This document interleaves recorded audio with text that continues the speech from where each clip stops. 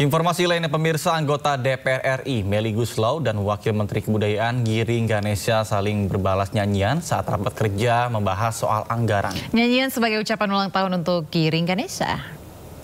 Kementerian Kebudayaan yang hadir di sini, wamennya sedang berulang tahun. Komisi 10 mendoakan yang terbaik. Menarilah dan terus tertawa, walau dunia tak seindah surga. Komisi 10 DPR RI menggelar rapat kerja bersama Kementerian Kebudayaan membahas laporan anggaran kementerian. Di penghujung rapat, Ketua Komisi 10 DPR Hetifah Syarifuddin menyatakan ada agenda tambahan, yakni ucapan selamat ulang tahun untuk Wakil Menteri Kebudayaan Giring Ganesha. Anggota Komisi 10 sekaligus penyanyi dan pencipta lagu Melly Goeslaw menyanyikan lagu khusus untuk Giring. Jika memang masih bisa mulutku berbicara, santun kata yang tetap terucap, kan ku dengar caci dan puji dirimu padaku. Kementerian Kebudayaan yang hadir di sini, wamennya sedang berulang tahun. Komisi 10 mendoakan yang terbaik. Balaslah. Balas. Kemudian Giring membalasnya dengan potongan lagu Laskar Pelangi. Saya memberikan sebuah nyanyian spesial yang pertama kali ini di Komisi 10. Menarilah dan terus tertawa, walau dunia tak seindah surga. Bersyukurlah pada yang kuasa, cinta kita di dunia selamanya. Terima kasih Komisi 10, luar biasa. Terima kasih. Ucapan Melly, God bless you, thank you. Adapun rapat ini juga dihadiri oleh Menteri Kebudayaan Fadlizon dan sejumlah jajarannya. Menteri Kebudayaan yang sudah. Pemirsa, Mahkamah Konstitusi kembali tegaskan bahwa Wakil Menteri dilarang rangkap jabatan. Ya, larangan rangkap jabatan ini ditegaskan Mahkamah Konstitusi dalam sidang putusan yang digelar kemarin. Gugatan ini dilayangkan oleh Zuhaidi Rizaldi Rorington selaku Direktur Eksekutif Indonesia Law and Democracy Studies. Namun Zuhaidi meninggal dunia sehingga permohonannya tidak bisa diterima.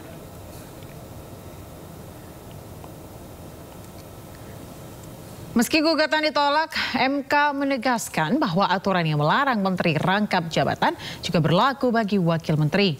Aturan ini didasarkan pada pasal 23 Undang-Undang 39 tahun 2008. Amar putusan mengadili menyatakan permohonan para pemohon nomor 21 PU 23 Romawi 2025 dan nomor 98 PU 23 Romawi 2025 tidak dapat diterima. Saat ini ada 30 wakil menteri yang rangkap jabatan. Ya, selain sebagai wakil menteri, pemirsa, mereka juga menjabat sebagai komisaris BUMN. Dan berikut beberapa wakil menteri yang merangkap jabatan.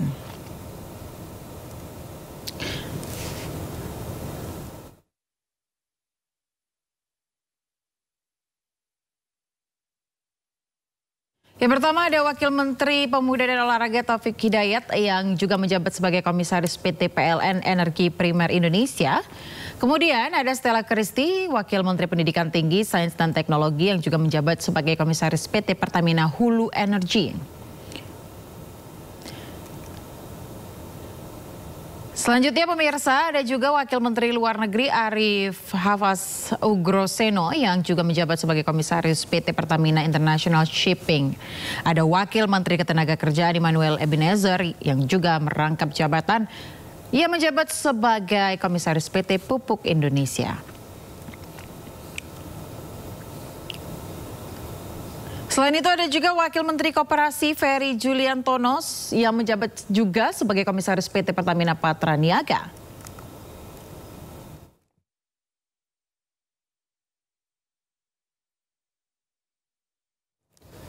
Beralih informasi lainnya pemirsa, kasus beras oplosan menjadi sorotan dalam rapat kerja DPR RI bersama dengan Menteri Pertanian. Praktik curang yang merugikan negara hingga triliunan rupiah memicu desakan pengawasan lebih ketat di sektor pangan.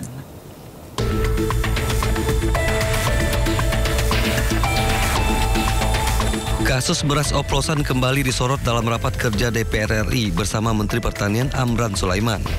Dalam rapat, Menteri Amran menyebut ada 11 oknum di internal Kementan yang diduga terlibat dalam peredaran beras oplosan. Kerugian akibat praktik curang itu diperkirakan mencapai 99 triliun rupiah per tahun dan diduga melibatkan perusahaan besar. Sejumlah anggota DPR menuding langkah Amran sekedar pencitraan. Nggak mau lagi mengadres masalah itu Pak Menteri dengan cara-cara pencitraan saja. Sekali lagi, you are smart minister gitu, kita duduk bersama gitu, kita harus address pada akar masalahnya, Pak. Kasihan bangsa ini, Pak, pengangguran membludak, kemiskinan kalau menurut Bank Dunia 68% gitu. Bapak orang kecil, saya orang kecil, orang nelayan, Pak, di lapang tuh benar-benar menderita rakyat ini. Kalau sekali lagi, kalau pemerintah cara bekerjanya hanya hangat-hangatai ayam setelah diliput TV itu udah selesai, itu berdosa kita semua. Namun tudingan pencitraan dibantah Amran Sulaiman. 20%. Amran menegaskan telah menindak para pelaku dan berkomitmen membersihkan sistem distribusi pangan. Yang kedua, bukan pencitraan, Pak. Tahu, Pak, 11 kami hukum, tersangka eselon 2 di tempat kami, DPO sekarang. Jadi bukan sampai untuk supaya dikenal publik, Pak. Yang tersangka minyak goreng 20, Pak. Pupuk palsu 3. Sekarang nih, ini kami sudah kirim semua 212 ke Kapolri langsung tertulis. Nanti Pak Aris, terima kasih Pak Ketua, kami laporkan tertulis juga, sampaikan, itu paling bagus. Kami sudah menyurat ke Jaksa Agung, ke Kapolri, bukan pencitraan, Pak. Persoalan kasus beras oplosan juga disinggung Ketua DPD RI Sultan Najamuddin usai meresmikan kantor perwakilan DPD RI di Surabaya, Jawa Timur. Ia meminta pengawasan diperketat di sektor produksi dan menyarankan pembentukan tim verifikasi mutu secara rutin. Itu kan memang eksekutif sedang memantau itu ya, tapi kalau dari kami akan melakukan pengawasan. Karena memang yang melekat di DPD itu salah satu fungsi konstitusionalnya itu adalah pengawasan. Nah, kita akan mengawasi dan tentu kita akan menyarankan ke depan bahwa dan ini kan stakeholder pengawasan juga kan banyak sekali, bahkan ada satgasnya. Kita akan sampaikan kepada satgas bahwa praktek-praktek seperti ini tentu tidak boleh terjadi. Diharapkan kasus beras oplosan yang meresahkan masyarakat ini menjadi alarm bagi Kementerian Pertanian agar semakin memperketat pengawasan dan penegakan hukum. Tim Liputan Ainus melaporkan.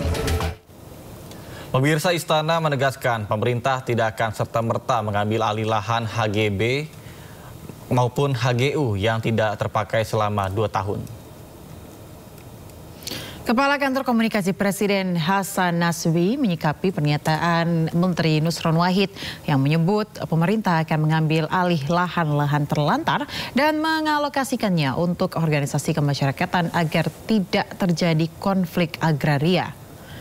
Hasan menjelaskan pemerintah hanya akan bertindak sesuai dasar hukum, yaitu Peraturan Pemerintah Nomor 20 Tahun 2021 dengan mekanisme yang jelas termasuk masa tunggu dan 3 kali peringatan.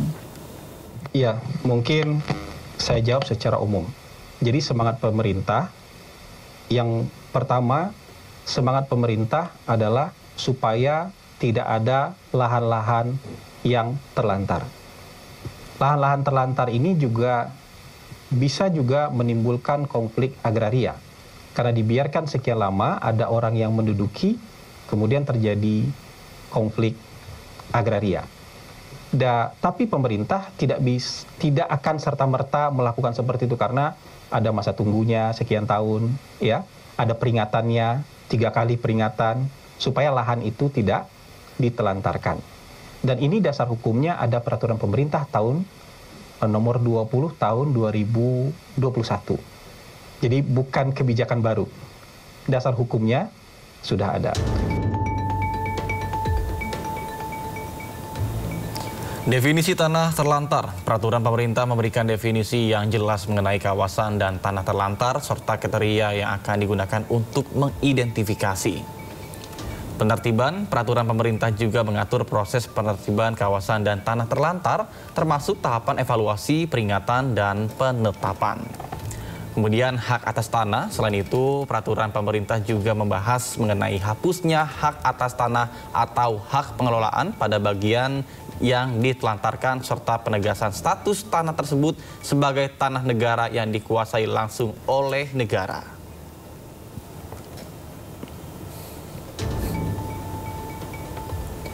Peraturan pemerintah mendorong pemanfaatan kembali kawasan dan tanah terlantar untuk kepentingan umum seperti pembangunan perumahan, infrastruktur, dan kegiatan ekonomi lainnya. Kemudian yang terakhir, yakni peraturan pemerintah juga menetapkan tanggung jawab berbagai pihak, termasuk pemegang hak instansi terkait dengan masyarakat dalam proses penertiban dan pendayagunaan. Dengan adanya PP ini diharapkan dapat tercipta kepastian hukum dalam pengelolaan tanah serta mendorong pemanfaatan optimal dari kawasan dan tanah selama ini tidak produktif.